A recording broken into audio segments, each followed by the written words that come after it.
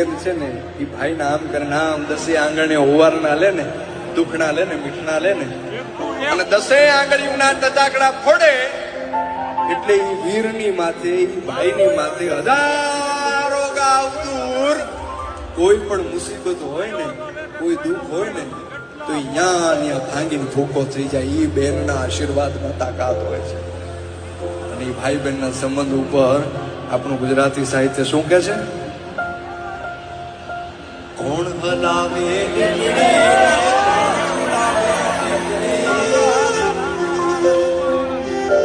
કોણ હલાવે લીમડીને કોણ ઝુલાવે પીપળી ભાઈની બેની લાડકીને ભાઈનો ઝુલાવે લાડકી.